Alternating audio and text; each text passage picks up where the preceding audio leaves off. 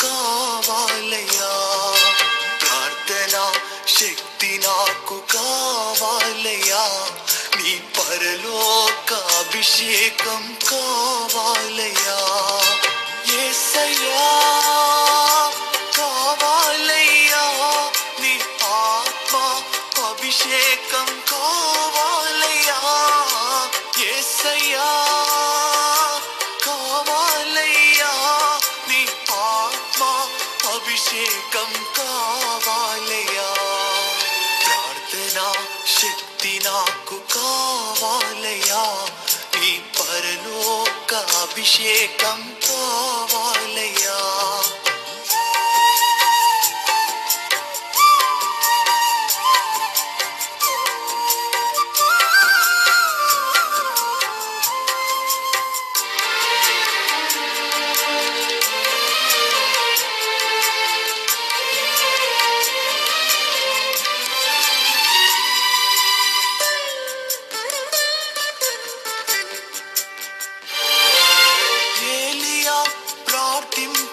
పొందిన శక్తి నేను ప్రార్థింపగ దయచేయుమా,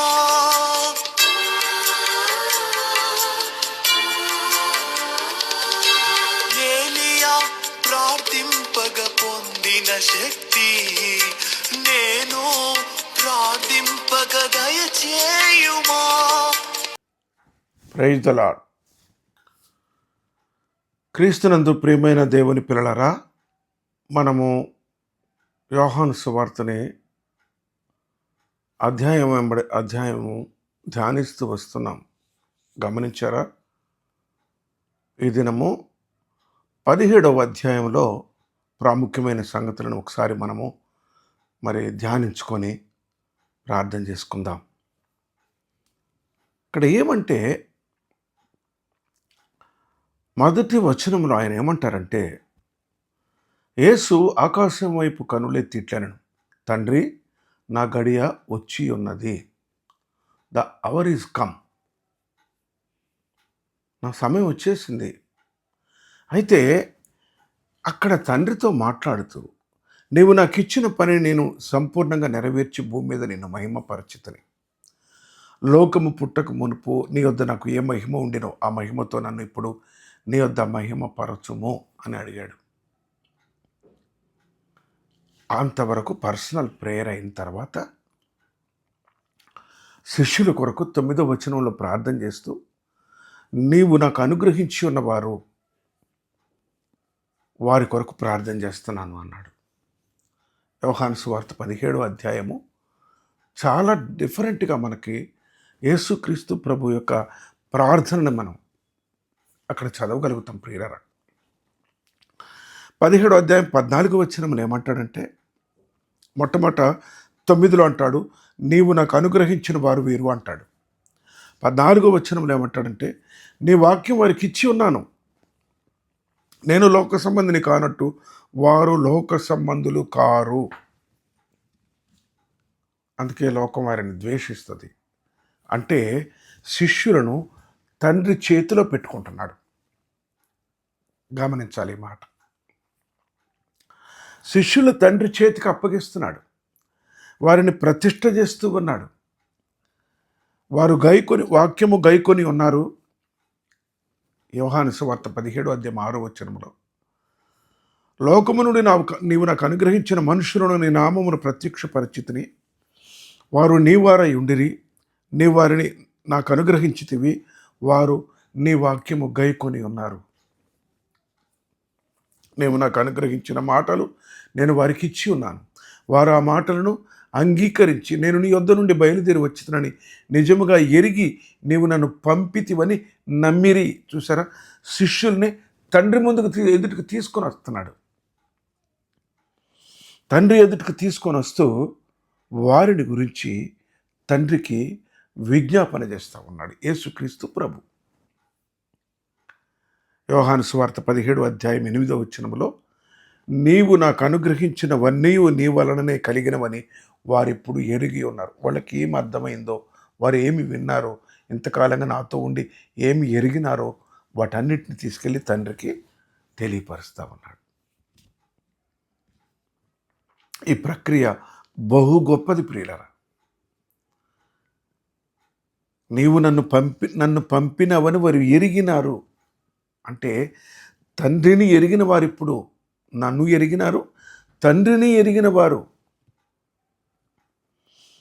అందుకనే ఆయన 17వ అధ్యాయం 10వ వచనంలో నావన్నీయు నీవి, నీవియు నావి, వారి అందు నేను మహిమపరచబడి ఉన్నాను. ఎందుకనంటే వారును లోక సంబంధులు కారు, నేను లోక సంబంధిని కాను, వారును లోక సంబంధులు కారు. నా యందు విశ్వాసం ఉంచు వారు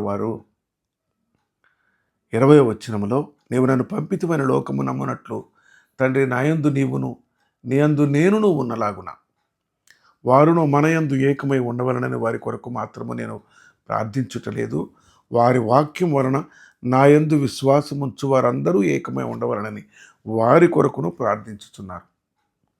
మనసు నిండా వాళ్ళే ఉన్నారు. వాళ్ళని మనసులో పెట్టుకొని వారు అంటూ చేసుకుంటూ వస్తున్నాడు. చూడండి, మరి యోహాను సువార్త 17వ అధ్యాయం 24వ వచనంలో తండ్రి నేను ఎక్కడ ఉందునో అక్కడ నీవు నాకు అనుగ్రహించిన వారును నాతో కూడా ఉండవలననియు నీవు నాకు అనుగ్రహించిన నా మహిమను వారు చూడవలననియు కోరుచున్నాను. ఎంత చక్కని సంగతులు మరి శిష్యులను ఆయన సిద్ధపరుస్తున్నారు. ప్రియ సహోదరి స్నేహితుడా, వారి సేవను ముగించుకొని వచ్చినప్పుడు తండ్రి దగ్గర ఏ స్థానంలో ఉండాలో ఇప్పుడే స్థాపించుకుంటా ఉన్నాడు. ఆయన ఇప్పుడే స్థాపించుతా ఉన్నాడు. వారికి సింహాసనాలు వేస్తానని మాట ఇచ్చాను. నేనుండు చోటను మీరుండులాగా నేను తీసుకెళ్తానని మాట ఇచ్చాను. అవి స్థిరపరుస్తూ వారి పక్షంగా ప్రార్థన చేస్తూ తండ్రి ఎదుటికి వారిని తీసుకొస్తున్నాడు. తండ్రి చేతుల్లో పెట్టుకుంటున్నాడు.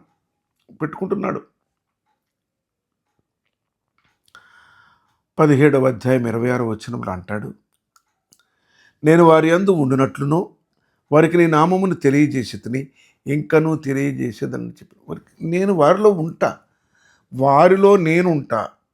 15లో ఏమన్నారు? నా యందు మీరును మీ యందు నేనును నిలిచి ఉందామన్నారు. ఇక్కడ అంటున్నారు వారి యందు నేను ఉంటా. అంటే తండ్రి అయిన దేవునికి ఏమని విన్నపం చేస్తున్నారంటే నేను ఎలాగో వాళ్ళు అలాగే, నాలాగే వారిని మహింపరచు, నాలాగే వారిని చేర్చుకో, నన్ను ప్రేమించినట్టే వారిని ప్రేమించు. 17వ అధ్యాయం 11వ వచనంలో మనము ఏకమై ఉన్నలాగిన వారును ఏకమై ఉండునట్లు నాకు అనుగ్రహించిన నీ నామమందు వారిని కాపాడుము. చూడండి, 17వ అధ్యాయం 11వ వచనం నేను చదువుతాను. నేనికను లోకములో ఉండను కానీ వీరు లోకములో ఉన్నారు, నేను నీ వద్దకు వచ్చుచున్నాను. పరిశుద్ధుడైన తండ్రి, మనము ఏకమై ఉన్నలాగున వారును ఏకమై ఉండినట్లు నీవు నాకు అనుగ్రహించిన నీ నామమందు వారిని కాపాడుము.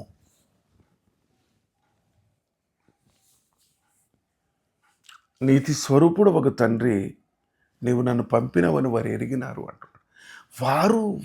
వారు తండ్రి ఎదుటికి తీసుకుని వస్తూ ఉన్నాడు. అక్కడ 17వ వచనంలో ఎంత గంభీరమైన మాట ప్రభు పలుకుతారంటే, సత్యమందు వారిని ప్రతిష్ఠ చేయము, నీ వాక్యమే సత్యము.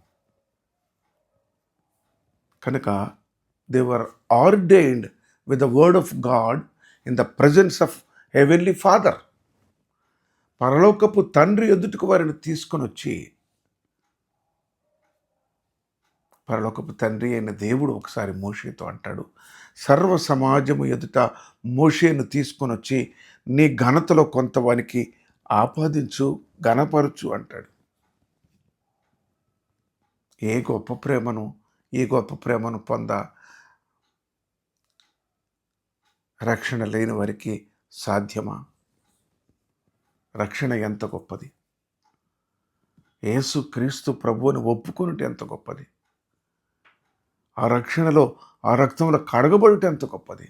ఆయన శిష్యులుగా ఈ భూమి మీద మిగిలిపోవటం ఎంత గొప్పది, ఎంత శ్రేష్టమైనది! అది చెప్పనశక్యమైనది. సత్యమందు వారిని ప్రతిష్ఠ చేయుము, వారును సత్యమందు ప్రతిష్ఠ చేయబడినట్లు వారి కొరకై. 17 అధ్యాయం 19 వచనంలో నేను ఈ త్యాగం చేస్తున్నానంటాడు. పరిశుద్ధమైన తండ్రి, మనం ఏకమై ఉన్నలాగున వాళ్ళని కూడా వారందరూ ఏకంగా ఉండాలి. నన్ను ఎలా ప్రేమించో వారిని ప్రేమించాలి. 17:24లో ఇంకా అసలు ఎంత మాట అనేశాడు ప్రభు చెప్పండి. మనం ఇప్పుడే చదువుతూ వచ్చాం, మళ్ళీ జ్ఞాపకం చేస్తా. తండ్రి, నేనెక్కడ ఉందునో అక్కడ నీవు నాకు అనుగ్రహించిన వారును నాతో కూడా ఉండవలననియు, నీవు నాకు అనుగ్రహించిన నా మహిమను వారు చూడవలననియు కోరుచున్నాను. ఇంత ప్రేమ ఎవరు ప్రేమించగలరండి? ఇంత నిస్వార్థమైన ప్రేమ ఎవరు ప్రేమించగలరు? క్రీస్తు ప్రేమకు సాటి అయిన ప్రేమను మనము చూడగలమా? ఈ లోకం ఇవ్వగలదా? ప్రార్థన చేసుకుందాం. ప్రియ పరలోకపు తండ్రి, పరిశుద్ధుడా, ఎక్కడ 2-3 ఉంటే నేను ఉంటాను అని సెలవిచ్చారు కదా. కానీ శరీర రీతిగా దూరం అవుతున్నప్పుడు ఎందుకు ప్రభువా అంతగా నీ ప్రేమను బయలుపరుస్తూ వచ్చావు? తన స్నేహితుని కొరకు ప్రాణము పెట్టు అని కంటే ఎక్కువైన వాడు ఎవరున్నారు అన్నావు.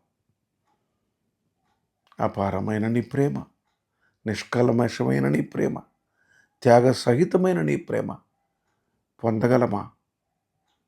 ప్రభువాటి నీ ప్రేమకు మమ్మల్ని పాత్రులుగా చేయమని యేసుక్రీస్తు నామమున వేడుకొనుచున్నాను పరలోకపు తండ్రి. ఆమెన్. Praise the lord.